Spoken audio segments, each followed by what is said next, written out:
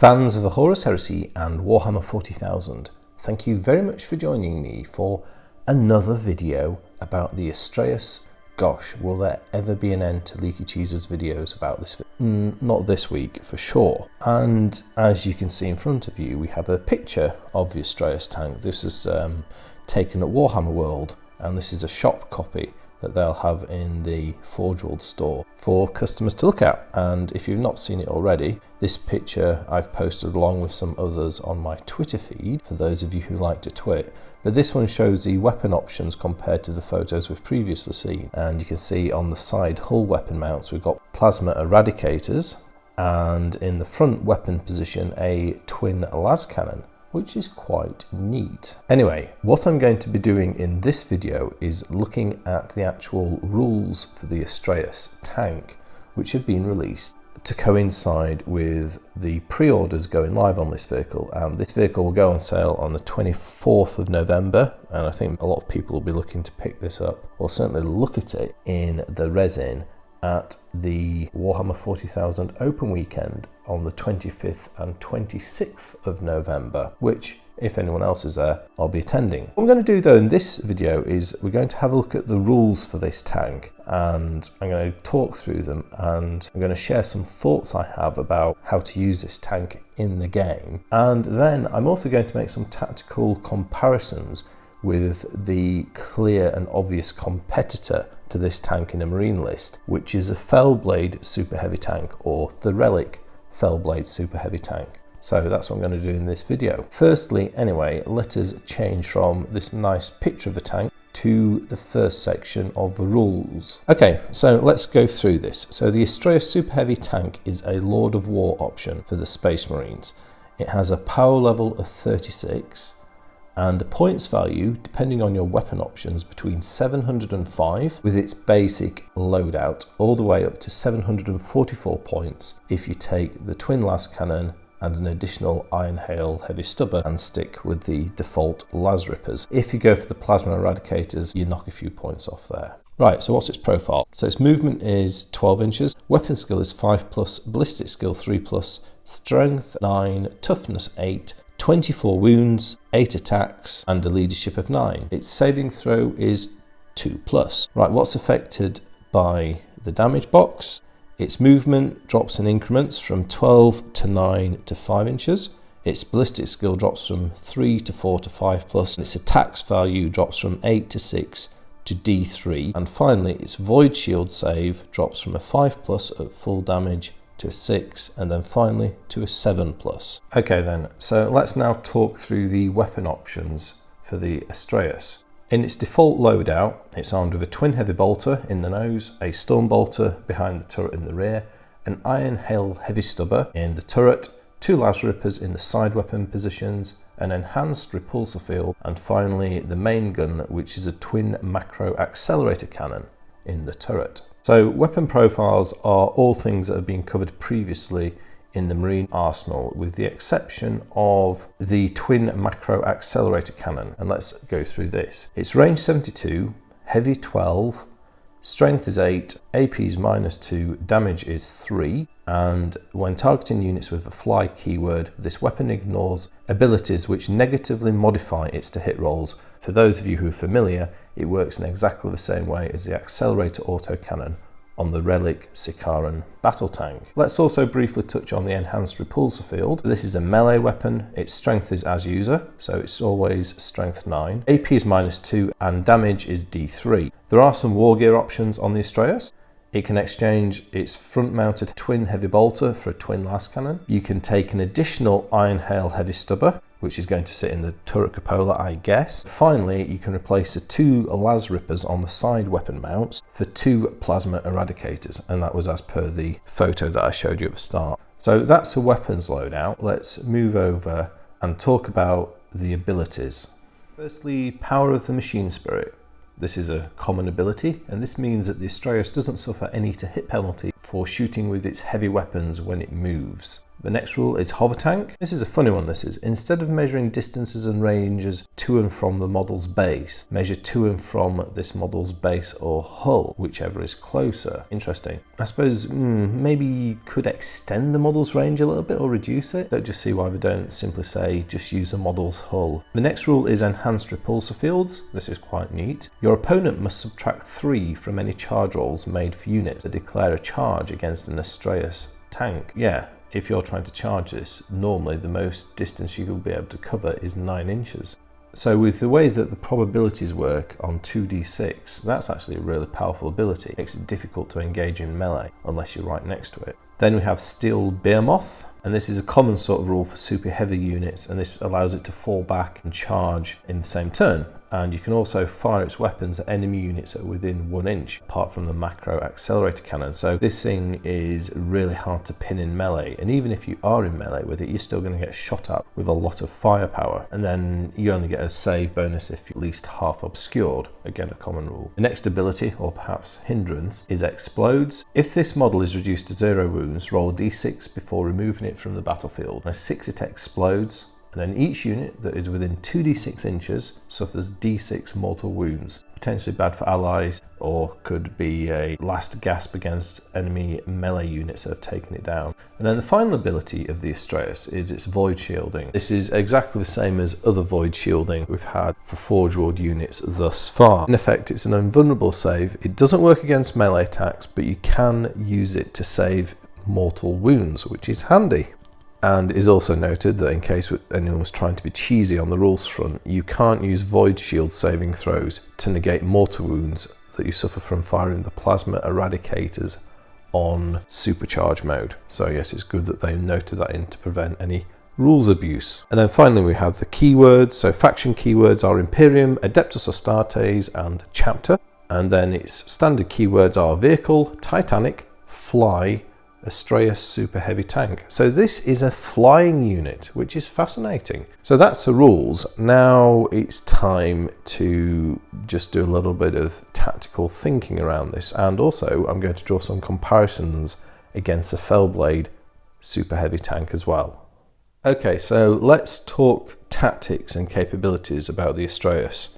Clearly it's a big, heavily armoured, multi-wound tank. Saving throw of 2+ is unusual, so that's equivalent to a Land Raider, and 24 wounds means it's not going to go down quickly alongside a toughness of 8.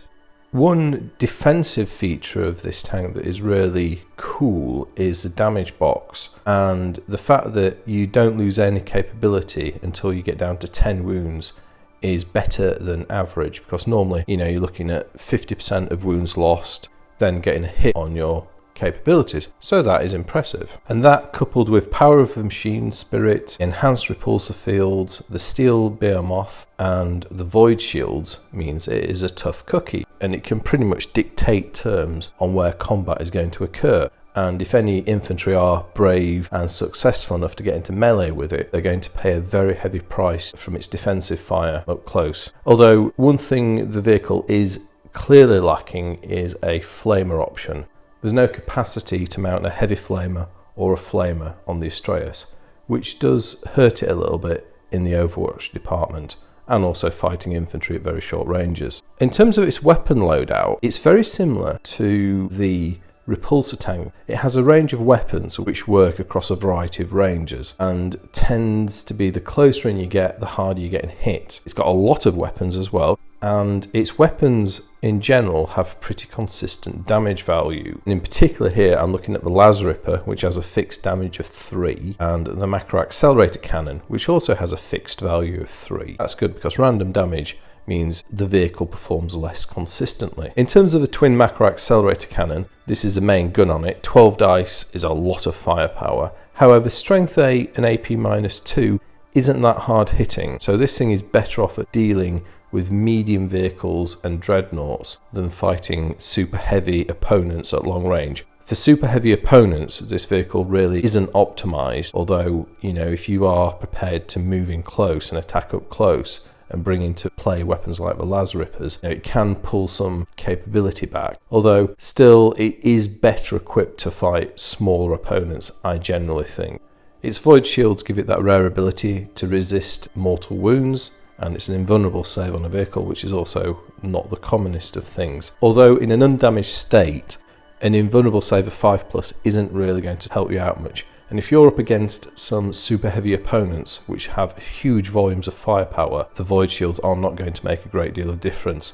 This thing is going to get mulched fighting titans, and particularly titans armed with macro weapons and other super weapon armed heavy vehicles like a shadow sword or a Falchion Super-Heavy Tank. Being able to swap out the heavy bolters for twin las cannons allows you to push up your anti-armor firepower, and if you want to increase your average range, then the plasma eradicators are a good swap out for the las rippers. Although the las rippers are great weapons because of that consistent 3-point damage, they're just let down by a short range of 24 inches. The other interesting thing about this tank, particularly given its size, is the fact that it has the keyword of fly, because the enhanced repulsor fields make it difficult to charge, and coupled with the steel behemoth rule means it's always going to be shooting at full effect against any units that have got within an inch of it, and it can always fall back and charge again or shoot or do whatever it wants. So just to summarise, the Astraeus, it's a very mobile tank, it's very tough, and its weapons are generally quite consistent in the damage that they deliver, which is a real benefit. On the downside, the Astraeus isn't particularly well armed to take on like-for-like opponents, and while its accelerator autocannons are powerful, they are going to struggle against some more heavily armoured targets, both in terms of their strength, their AP, and their maximum damage that they can do. Okay, so that's everything to say about the Astraeus. Now I'm going to go on and think about what I see as it's been the big competitor in the marine lists, which is the Legion Fellblade tank. And here we've got a picture of one. This was from one of the Horus Heresy books. I don't know, I can't quite remember. I think this might have been book 2, Massacre. It's one of the Forge World Studio models painted up in my Legion of choice, the Iron Hands. What we're going to do now is we're going to talk a little bit about the Fellblade and have a look at its data sheets. And I'm just going to talk you through the defensive capabilities and the weapons on this vehicle, and just draw some comparisons with what the Astraeus is carrying, and just think what the pros and cons of the two platforms are. So now let's move over to look at the Fellblade's data sheet. This was taken from Index Forces of the Adeptus Astartes. Sorry if it's slightly skewy. So let's see what the Fellblade has got. It's a Lords of War option, and it's a relic version as well, so remember that. Its power level is 35. In terms of its points values, the basic configuration is 717 points, and in terms of adding weapons, if you add the most expensive weapon options, which is a cupola mounted multi-melter and a twin heavy flamer in the hull, the points values go from 717 up to 761. Its power level is a little bit lower than the Astraeus, but its points are higher. Interesting. So it is movement 10, weapon skill 5+, ballistic skill 3+, strength and toughness are 9, 26 wounds, attacks are 9, leadership 9, and a saving throw of 2+. It's armed with a twin heavy bolter, a demolisher cannon, 2 quad las cannons, a Fellblade accelerator cannon, and crushing tracks. In terms of the damage box, movement, ballistic skill and attacks are affected. Movement drops from 10 to 7 to 4 inches, ballistic skill from 3+ to 4+ to 5+, and attacks from 9 to 6 to 3. Right, in terms of the weapons, there's a couple of call outs here. I mean, I guess the first is a quad las cannon, which is very potent. Heavy 4, strength 9, -3, d6 damage. You can replace each quad las cannon for a laser destroyer, which is range 36, heavy 1, strength is 12, AP is -4, and damage is d6. If you score a successful hit, you roll a d6 for each laser destroyer. On a 3 to 5, the weapon damage goes up to 2d6, and on a 6, it increases to 3d6. So very powerful against enemy armor. And of course, the big party piece gun is a Fellblade accelerator cannon. This has 2 firing modes, HE shells and anti-armor shells. They both have a range of 100. The HE shells are a heavy 2d6 weapon, strength 8, -3 save modifier, damage 2, and if you attack a unit with 5 or more models, you can re-roll the dice to determine the number of shots, so that increases the number of hits you'll score. The anti-armor shells are heavy 2, strength 14, -4 save modifier, and a flat damage value of 6. And then if we move on to the war gear options, As I said before, you can replace a quad las cannon with a laser destroyer, you can replace a twin heavy bolter with a twin heavy flamer, and you can add an additional heavy bolter, heavy flamer, multi-melter, or storm bolter. So that is your cupola weapon mount. And this weapon option is a very versatile supporting weapon position, and you've got a gun for every sort of occasion there, in terms of anti-infantry, light vehicles, hordes, or indeed, in the form of the multi-melter, a potent anti-tank gun. In terms of the abilities, it has explodes.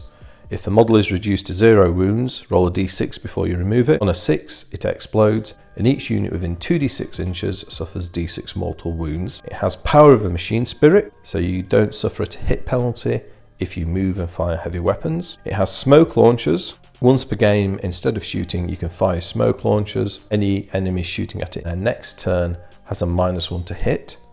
And finally, it has steel behemoth, and this means it can fall back in the movement phase and still shoot and or charge. It can also fire its weapons at units within 1 inch, with the exception of the Fellblade accelerator cannon and the demolisher cannon, which both have to target other units. It can only claim a cover save if at least half of the model is obscured from the firer. In terms of its keywords, it has Imperium, Adeptus Astartes, Chapter, and then the standard keywords of Titanic, Vehicle, Relic, Fellblade Super-Heavy Tank. So quite a lot there. Now, one thing just to point out there in the keywords is the fact this is a relic. If you just got Imperial Armour as it was published, the way the rules read would mean that you can only have a relic super heavy if you have at least one other super heavy in your force, or one other Lord of War, should I say. However, in the errata that was released by Forgeworld shortly after publication, they clarified that to say you can include a single Lord of War relic without having another Lord of War in the force. But any more than that, you have to follow the standard relic rule, which you can't have more relics than non-relics in a particular battlefield role. So that is an important errata to remember with this tank. So that's the Fellblade's capabilities and rules. What do I think about it, and how does it compare to the Astraeus, which is the main topic of this video? And I think this is a really interesting comparison because the two vehicles compete for a very similar battlefield role in the Space Marine army list. Okay, so let's think about the pros and cons. So with the Fellblade, there are a couple of obvious pros. Firstly is its higher toughness stat. That toughness of 9 means a big deal because of the commonality of strength 8 weapons. That gives it a significant defensive advantage over the Astraeus in terms of just taking damage. 26 wounds, it's got a couple more wounds, it's a little bit more durable. However, it's not as fast, and in the damage box, it suffers a degradation of capability quicker than the Astraeus does. Conversely, again though, it's a better melee vehicle on account of its attacks. So it has more attacks and they're less affected by the damage box. Again, however, there's a flip side to this, in that the Astraeus has the enhanced repulsor field, which makes it difficult to attack. However, again, flipping it on its head, the Fellblade has the option of mounting up to 3 heavy flamers, which are absolutely devastating Overwatch weapons, a capability that the Astraeus simply cannot match. So the Fellblade is less mobile, however, its firepower is significantly more potent, I think, than the Astraeus overall, particularly fighting vehicles of its class. The Fellblade is actually very well armed to take on other super heavies, and it's a lethal opponent against smaller vehicles. The Fellblade accelerator cannon is an absolutely deadly main gun. The anti-armor shells are death to standard dreadnoughts, and the quad las cannons give high volume of high strength, high AP, high damage hits as well. The option to swap out and take a laser destroyer is also worthy of consideration in specialist situations. And if you're fighting other Titanic units, it's worth considering. And fighting some of the lighter Titans such as Warhounds, Reavers, or any of the Eldar walkers, the strength of 12 is going to allow you to score consistent damage, much more so than the las cannons. The smoke launchers are a minor advantage. The Fellblade also has the advantage of being able to mount more firepower overall. And again, its inclusion of a demolisher cannon means that getting closer to it doesn't necessarily mean you are safer. The opposite is true. You are going to get hit even harder. And again, the demolisher cannon reinforces the Fellblade's potent battlefield role against enemy Lord of War and other heavy units. So yeah, so I think the Fellblade is the vehicle of choice to fight other vehicles of its class and enemy armour. Okay, so what about the Astraeus? So, moving back to where we started with the Astraeus Grav Tank, a few concluding thoughts to this vehicle. It's clearly an interesting addition to the Space Marine armour list. I think clearly it's a very potent tank and it's going to be a popular choice, I'd imagine, for Primaris themed forces and indeed any other standard Space Marine force. It's clearly not a be-all end-all overpowering super unit when you compare it to its stablemate, the Fellblade, and in a one-on-one fight I think the Fellblade would probably come out on top fighting the Astraeus, because the Fellblade is much better armed to take on other super heavy Lord of War units. That said, the Astraeus certainly has a role to play in a marine force. If you're fighting enemy forces which like very high toughness and high saving throw super heavy units, the Astraeus is a very potent choice. And in such situations, its superior mobility for a super heavy vehicle can be put to good use. And certainly this vehicle can get into places that the Fellblade or any of its contemporaries could never reach. There's one oddity of the Astraeus Super-Heavy Tank, and that is its Void Shield protection. The Void Shield protection actually defensively puts it in a good place to fight Lord of War size opponents, and defensively it has an edge on the Fellblade in that regard because it has an invulnerable save. So when subjected to fire from the heaviest of weapons, the Astraeus can survive when the Fellblade will get smashed up. That said, the Fellblade still does have that all-important extra point of toughness, which will make a big difference for the sort of matchups I'm thinking about here. The Astraeus just seems a slightly odd unit in that it has this sophisticated protection in the form of the Void Shields, but it doesn't have the offensive firepower to match. And I think I'll leave that as my closing thought for you to consider on this tactical analysis. So, there are my thoughts, quite a lot of them, on the Astraeus Super-Heavy Tank and its Fellblade stablemate. I'm not sure which I'm going to buy at the weekender. Please do share your thoughts about this tank as always. But other than that, just like to say thank you very much for watching. I'll speak to you next time, and goodbye.